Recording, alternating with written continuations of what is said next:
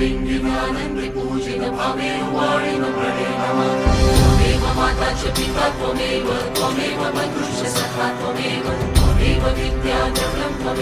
त्वमेव सर्वं मम देवदेव कायेन वाचा मनसेन्द्रियेण वा बुद्ध्यात्मना वा प्रकृतिस्वभावात् करोमि यत् सकलं